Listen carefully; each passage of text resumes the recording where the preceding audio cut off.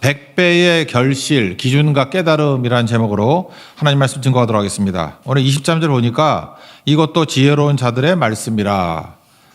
우리가 그 잠언 구조가 전반부와 후반부로 나눌 수 있는데 1장부터 24장, 또 25장부터 31장 이렇게 두 군데로 나눌 수 있다 그랬죠. 근데 구조가 앞에도 큰 뭉치, 작은 뭉치, 작은 뭉치, 뒤에도 큰 뭉치, 작은 뭉치, 작은 뭉치 이렇게 6개 구조로 되어 있다 그랬죠. 그러니까 24장까지 전반부는 큰 뭉치가 솔로몬의 잠언이다. 1장부터 시작하다가 그 다음에 22장 17절에 너는 귀를 기울여 지혜 있는 자의 말씀을 들으라. 여기서부터 작은 뭉치가 시작이 돼요. 짧거든요. 그리고 두 번째 작은 뭉치가 오늘 24장 23절에 나오는 이것도 지혜로운 자들의 말씀이라. 그래서 또 작은 뭉치입니다. 근데 오늘 뭐 길지 않죠. 그러니까 구조를 알겠죠. 후반부는 어떻게 되어 있다 그러죠? 25장부터 29장까지가 솔로몬의 잠언인데 특징이 있죠. 히스기야 신하들이 편집한 거다. 그래서 25장부터 29장까지가 큰 뭉치고 30장이 작은 뭉치로 아굴의 잠언, 31장이 르우엘 왕의 잠언. 그렇게 두 군데로 되어 있죠. 그래서 구조가 전반부도 큰 뭉치, 작은 뭉치, 작은 뭉치. 후반부도 큰 뭉치, 작은 뭉치, 작은 뭉치. 오늘 읽었던 내용은 전반부의 두 번째 작은 뭉치다. 그렇게 이해하면 좋겠습니다. 메시지는 두 가지입니다. 재판의 공정성, 또 하나는 깨달음의 깊이.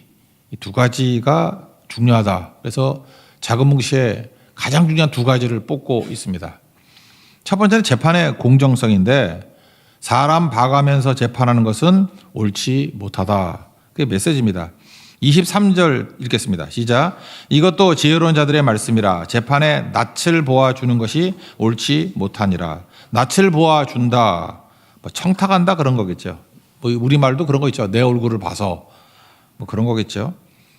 그래서 청탁함으로 말미암아 죄 있는 자에게 무죄를 선고하고 공정성을 이루면 백성들에게 저주받고 백성들에게 미움을 받는다. 그런 겁니다. 24절이죠. 24절 읽겠습니다. 시작. 악인에게 내가 옳다 하는 자는 백성에게 저주를 받을 것이요 국민에게 미움을 받으려니와. 반대로 공정하게 재판하면 기쁨이 되고 그것이 복이 된다는 것입니다. 좋은 복이 된다. 25절입니다. 시작. 오직 그를 견책하는 자는 기쁨을 얻을 것이요 또 좋은 복을 받으리라. 그러므로 얼굴 봐가면서 재판하는 것, 공정성을 잃은 것, 이거는 악한 것이다. 왜 그렇습니까? 우리 삶에서도 기준이 무너지기 때문에 그래요. 그러니까 이 사회라는 게, 공동체라는 게 기준이 있어야 되는데 입맛대로 안 되죠. 주관대로 안 되죠. 편견대로 안 되죠. 그때그때 달라요. 아니죠. 제가 볼 때 우리나라에서 이제 변화해야 될 게 전관예우 뭐 이런 거죠. 아니 세상에 어디 그 대법원 법관을 하다가 나와서 변호사를 합니까? 그런 거 하면 안 되는 건데. 그죠? 우리나라밖에 없는 것 같아요. 아무리 찾아봐도. 그러니까 재판이 다 휘는 거죠. 그래서 뭐 나오자마자 100억을 벌었다, 200억을 벌었다. 그거 자체가 문제투성이죠. 공정성의 위험이 있으면 안 된다는 거죠. 그래서 레위기 19장 15절에 보니까 공정성이 위협을 당하는 게 두 가지가 있다는 거예요. 가난한 자의 편을 들지 말라. 가난하다고 뭐 동정하면서 가난하다 편드는 게 잘난 게 아니라는 거예요. 이게 fairness, 이게 공정성을 깨면 안 되고 또 세력 있는 자라고 두둔하지 말라. 힘 앞에 굴복해가지고 공정성을 잃어도 안 된다. 그러니까 공정성에 우리 인생을 걸라는 거예요. 목숨을 걸라. 그게 중요한 거죠.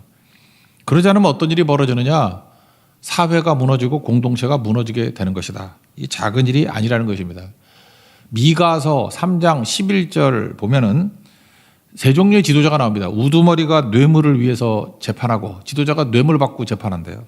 제사장은 싹스를 위하여 교훈하고 제사장인데 요즘 같으면 뭐 목사겠죠. 이익을 위해서 일을 하고 선지자들은 돈을 위하여 점을 치면서 그러니까 선지자가 돈 때문에 움직이고 그런다라는 것입니다. 그러면서 여호와가 우리 가운데 계시지 않냐? 얼마나 가증된 일이냐? 결과적으로 어떤 일이 벌어지느냐? 미가서 3장 12절 그 다음 절 보니까 너희들 때문에 이 시온 땅 하나님의 땅이 갈아엎은 밭이 되고 무더기가 되고 수풀에 높은 곳이 된다. 폐허가 된다.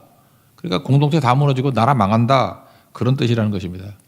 그래서 이 공정, 이 fairness 이게 사라지는 것이 작은 일이 아니라는 거예요. 시간만 지나면 폐허되고 망하고 무너지게 된다라는 것입니다. 그러므로 공정성의 힘을 항상 유지해야 된다는 것입니다. 이런 것들을 많은 예가 교회에서 나오면 얼마나 좋습니까? 교회가 공정해가지고 사회가 못하는 거, 공동체가 못하는 것을 교회는 해냈다. 이런 예들이 많이 나와야 되는데 물론 있겠죠. 근데 제 눈에 잘 안 보이고 그러니까 우리가 그런 걸 만들어야겠죠. 우리 사회에서 공감을 얻는 공정성 그러면 양궁협회를 양궁. 파리올림픽에서 뭐 전체를 석권하고 뭐 여잔가요? 10연패를 했다 그러고 왜 이렇게 강한가?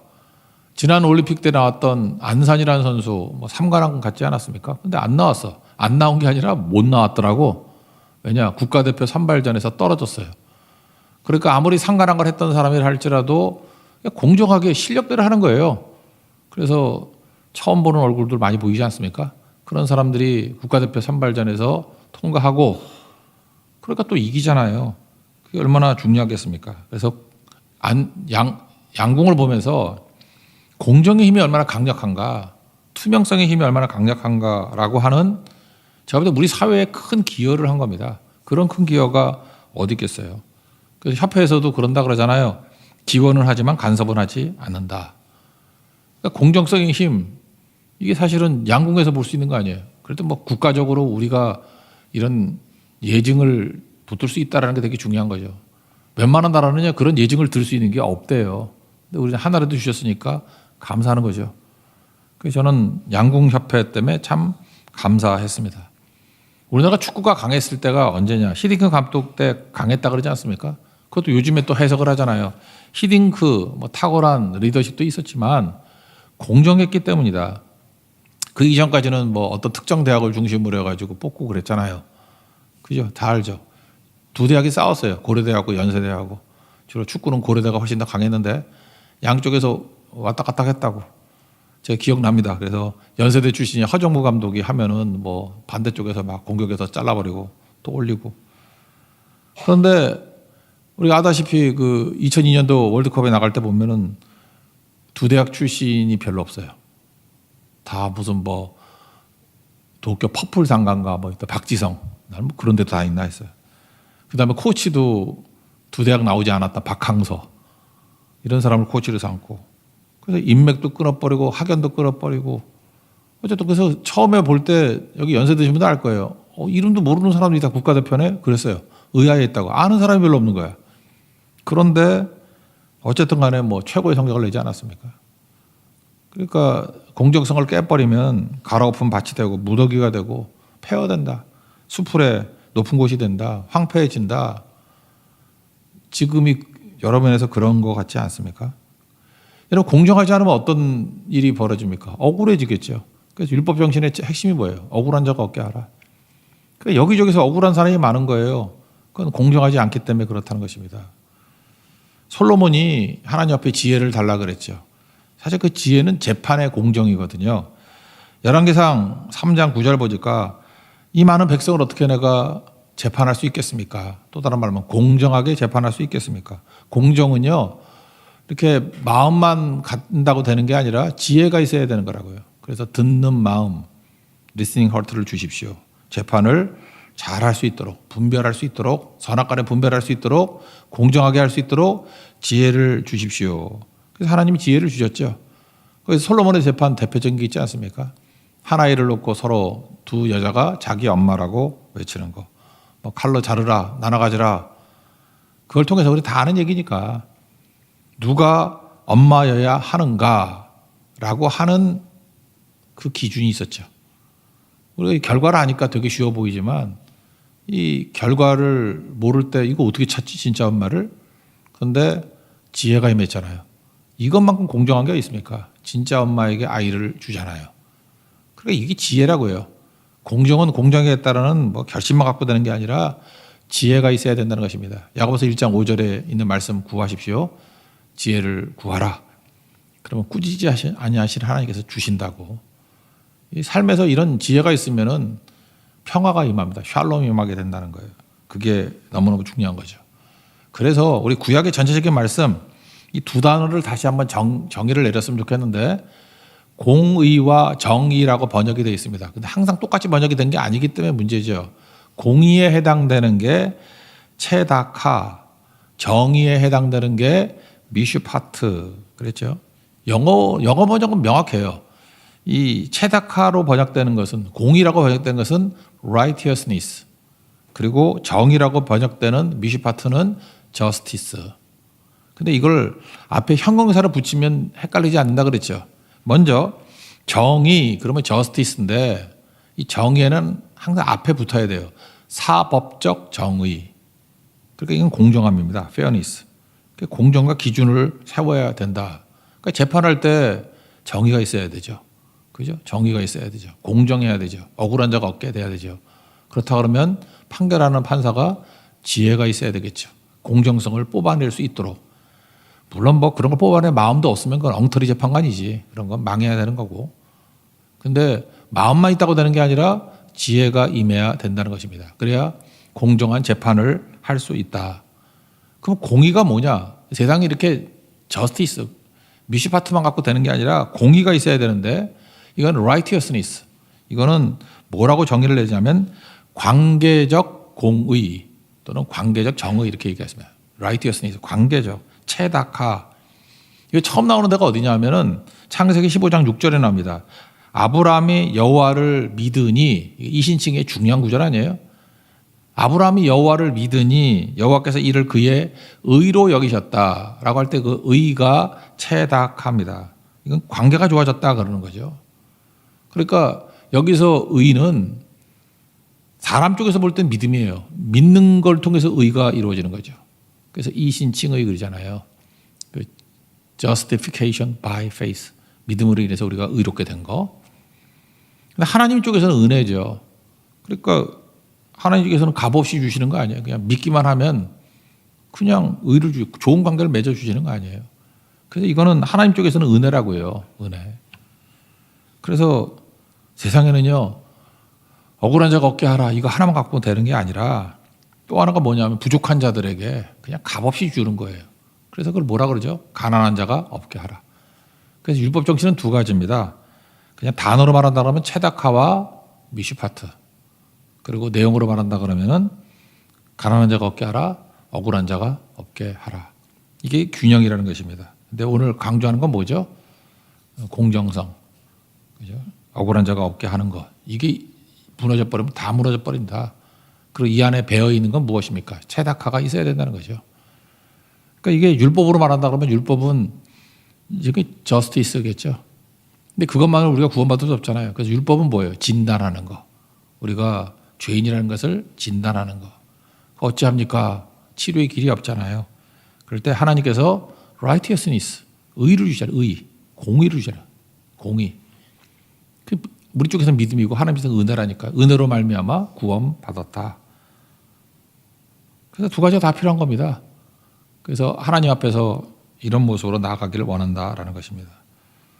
그 다음에 또 덤으로 말하는 건 뭐냐면 우리가 자꾸만 justice 이게 공정함 이렇게 나가면서 그거를 정죄의 도구로 삼지 말라는 거예요. 일단 내가 죄인이잖아요. 나는 죄인입니다. 나를 불쌍히 여기십시오. 그리고 내가 변화되는 게 옳은 거지. 바리새인같이 그 잣대를 가지고 자기가 하나님도 아닌데 남을 정죄하는 쪽으로 나가지 말라는 거죠. 27절 읽겠습니다. 시작. 내 일을 밖에서 다스리며 너를 위하여 밭에서 준비하고 그 위에 내 집을 세울지니라. 요약하면 밖을 먼저 다스리고 나중에 내 집을 세우라. 이거 우리 동양적 사고방식하고는 정반대죠. 동양적 사고방식은 뭡니까? 공자님 말씀대로 수신, 제가, 치국, 평천하. 이게 되게 멋있어 보이죠. 수신부터 하고 집안 다스리고 나라 다스리고 그 다음에 평천하, 세계를 정복한다, 다스린다 그런 거 아니에요? 그런데 이게 그런 식으로 쓰인 적이 있냐고요. 그러니까 동양사상은 맨날 내가 답답해 죽겠어. 밥 먹고 맨날 수신만 해, 수신만. 어디 갔냐 그러면 산에 갔다 그러고 어디 갔냐 잠수 탔다 그러고. 물어보면 예수도 이렇게 믿어요. 수신부터 시작해, 수신부터. 예수님이 제자들이 수신만 하라 그랬나? 평천하부터 하라 그랬지. 땅끝까지 이를 내 증인되라 그랬지. 평천하예요, 평천하. 그냥 준비 좀 덜 됐다고 가고. 우리도 준비 다 돼가지고 대만 선교 보낸다 그러면 대만에 누가 가겠습니까? 예, 갈 사람이 누가 있어요? 그냥 어죽이 떠죽이 다 보내는 거지. 평천하. 그러니까 이게 어떤 논리로 작용을 하냐면 수신제가 치고 평천하 이런 식으로 되면은 누가 이렇게 지도자 감으로 나오지 않습니까? 그러면 대적들이 끊임없이 너 수신했니? 이렇게 물어요. 너 수신했니? 수신이 좀 돼가지고 털 게 없으면은 너 제가 했니? 그래서 잘 보세요. 뭐 보면은 자격 없다라는 거예요. 자격 없다. 저거 자격 없다. 그래서 막 잘 털고 그래도 깨끗하게 사신 분이 있으면 또 가족 중에 있을 거 아니에요. 가족 중에 뭐 아들이 논팽이든지 뭐 그러지 않습니까? 아들이 도박을 하든지 뭐 뭔 짓을 하든지 뭐 이랬다 그러고 또 딸은 없나 뭐 수렁에서 건진 내 딸 뭐 이런 애들 있을 거 아니에요. 그죠? 그것도 없으면 사촌 중에 찾고 그러니까 이게 문제가 되는 거죠. 이게 정죄의 논리가 돼버렸다라는 것입니다. 그러니까 결국은 자격 있는 사람이 누가 자격이 있죠? 백수로 놀던 사람만 자격이 있는 거야. 30년 동안 놀기만 했습니다. 그러면 뭐 허점이 없죠. 뭐 한 게 있어야지. 그러니까 백수들이 공직에 나가게 된다고. 백수들. 그러니까 나라 망하는 거지.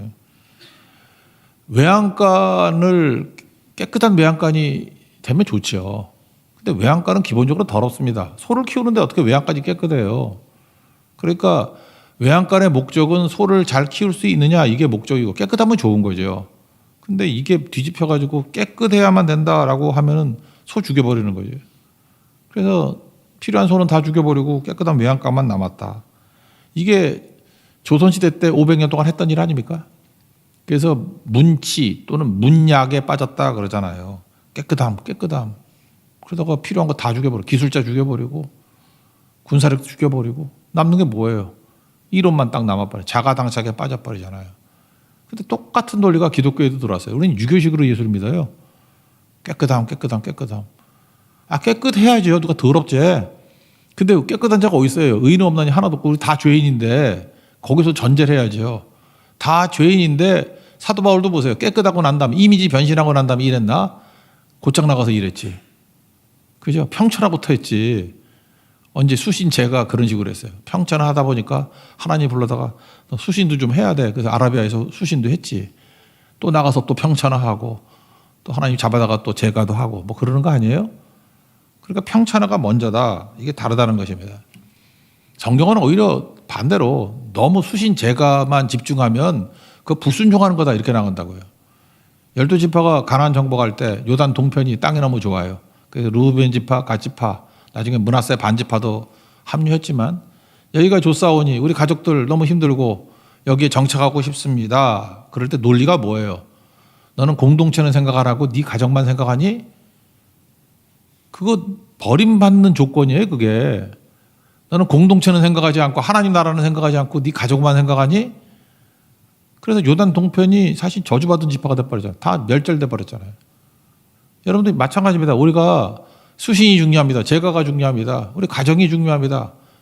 내가 볼 때 요즘 시대가 너무 가족 그러는데 그것도 좀 이상한 거예요. 그죠? 성경적이진 않아요. 가족. 우리 나중에 보면 가족이 원수가 되리라 그랬는데 가족 따라가다가 배교하고 가족 따라가다가 사명 다 저버리고 가족 뜻 따라가다가 부르심 외면할 때도 많이 있잖아요. 그 누구예요? 르우벤과 갓 지파, 요단 동편 지파. 성경 그걸 망할 놈들이라 그러잖아. 망했잖아요. 그 길 가면 안 된다고. 하나님 약속하신 가나안 땅 들어가야 된다고. 잊지 말아야 된다는 것입니다. 그래서 오늘 사법적 정의를 쭉 얘기를 하면서 공정해야 된다. 맞는 거죠. 그렇지만 또 하나 억울함이 없게 만드는 것도 중요하지만 체닥화가 있어야 된다. 관계적 정의, 관계적 공의도 필요한 것이다. 그리고 이 의의는 하나님 앞에서 죄인인 내가 구원받는 길이지 그거 갖고 다른 사람을 넘어뜨리는 논리로 삼지 마라. 그러니까 하나님 말씀은 내가 부르심에 순종하는 논리로 사용해야지 누구를 공격하거나 넘어뜨리는 데 사용하는 것은 딱 그렇게 했던 게 바리새인이잖아요. 바리새인의 길을 걷지 말라. 이게 세 번째 작은 뭉치의 전반부 메시지였습니다. 두 번째 메시지는 뭐냐면 깨달음의 깊이가 있어야 된다는 것입니다. 여기 보니까 읽어보면 그냥 부지런하라 그런 뜻같이 보이죠. 부지런하지 않으면 뭐 방한다, 뭐 게으른 자, 지혜 없는 자, 동의어인데 그럼 황폐해진다 뭐 그런 얘기 아니에요. 그래서 부지런해지자. 참 이건 명심보감형으로 읽는 거예요. 한번 30절과 31절 읽겠습니다. 시작. 내가 게으른 자의 밭과 지혜 없는 자의 포도원을 지나며 본즉 가시덤불이 그 전부에 퍼졌으며 그 지면이 거친 풀로 덮였고 돌담이 무너져 있기로. 그러니까 게으른 자의 밭 지나가 보니까 아이고 이거 뭐 가시덤불이네. 지혜 없는 자의 포도원을 갔더니 거친 풀이네. 돌담이 무너졌네. 우리는 뭐라고 결론 내리죠? 그러므로 부지런하자. 게으르지 말자. 근데 그렇게만 해석해서는 안 된다는 것입니다. 잠언을 보면요. 잠언은 한 절씩 한 절씩 격언식으로 나온 거는 한 절씩 해석하면 돼요.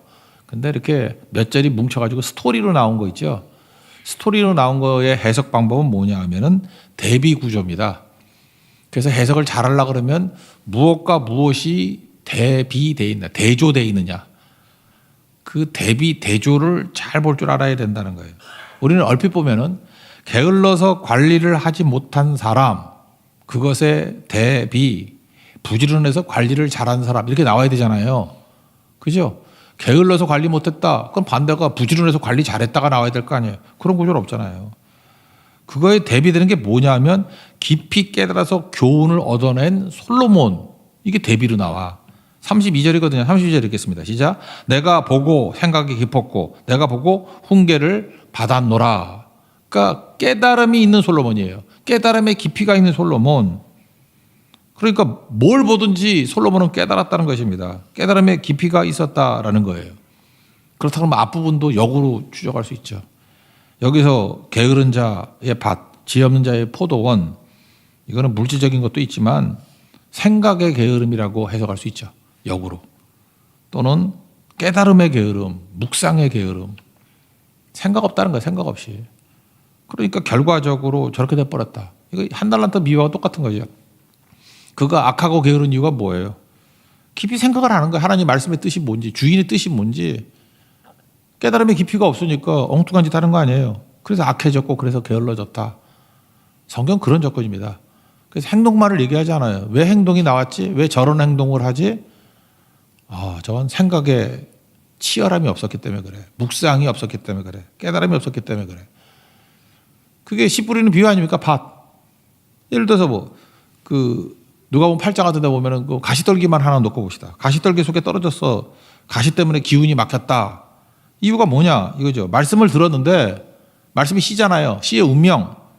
이생의 염려, 재물과 향락 때문에 기운이 막혀 온전히 결실하지 못했다. 그런 거잖아요. 그러니까 뭘 해야 돼요? 하나님 말씀이 딱 떨어지면 치열하게 말씀 붙들고 싸움을 벌여야죠. 이생의 염려가 말씀의 기운을 가로막아요. 이생의 염려 잘라버리고, 재물과 향락 그거 붙들어가지고 어떻게 말씀을 깨닫냐고 잘라버리고. 오늘도 새벽기도 같으면은 새벽기도 나오려고 그러면 잘라버린 게 많은 사람이니까 여러분 나온 거죠. 안 그래요?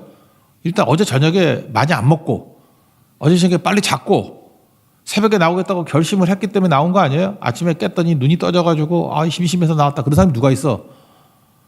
그렇잖아요. 그러니까 이게 이생의 염려, 재물, 향락.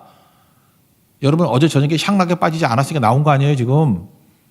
향락에 빠진 자들은 지금 엎어져 잘 거 아니야? 그런 거잖아요. 그런 거. 그러니까 그래야 가능해진다라는 거죠.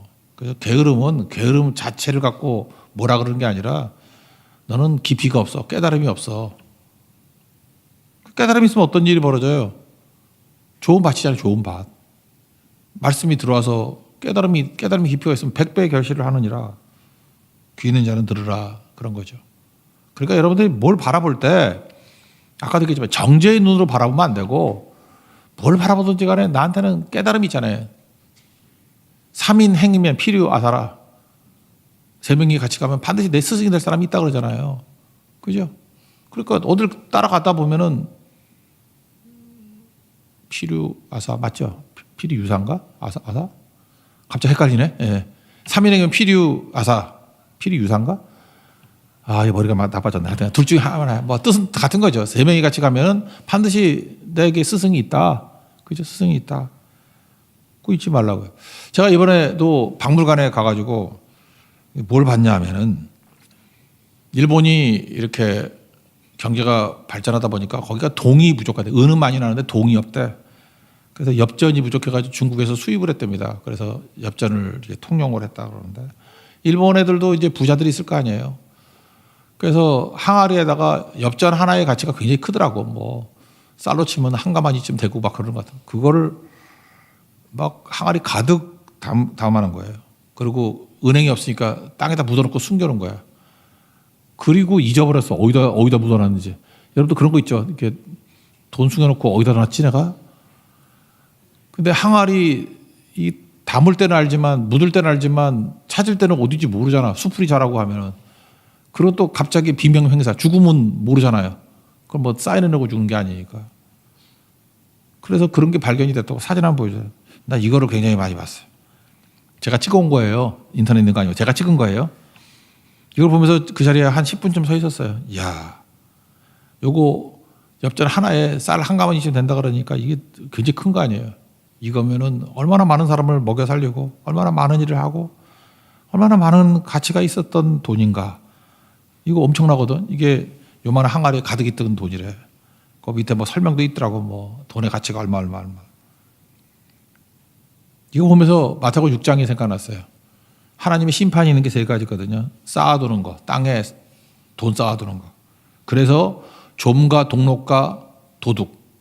이걸 가치 없게 만드는 게 있어요. 좀 쓸고 동록 쓸고 도둑질 당하고. 그러니까 도둑질은 안 당했어. 그렇지만 이거 좀과 동록이잖아요. 야고보서 5장 1절, 2절, 3절 보니까 너에게 부자들아 너희들에게 이 말 고생 내가 얘기해 주겠다. 너희 재물은 썩었고 좀 먹었고 금과 은은 녹슬었고 딱 이게 그렇잖아요. 이 녹이 너희에게 증거가 된답니다. 너희 살을 먹으리라.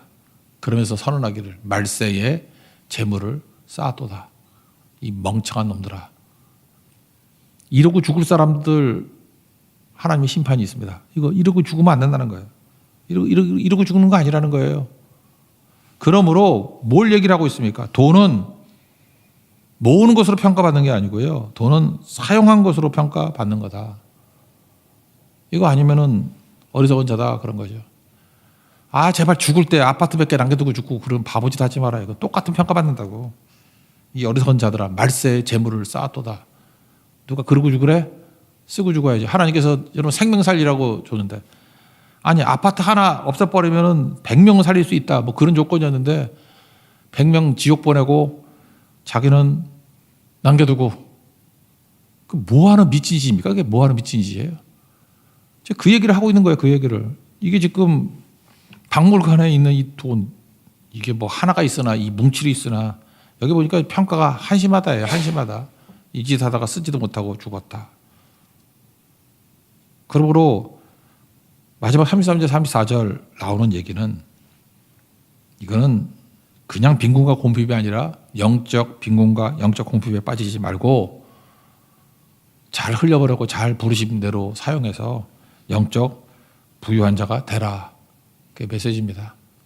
하나님 앞에서 치열하게 생각하고 묵상하고 말씀 붙들어서 100배 결실 맺는 영적인 부유한 자가 되기를 축원합니다. 마지막 33절과 34절 읽겠습니다. 시작.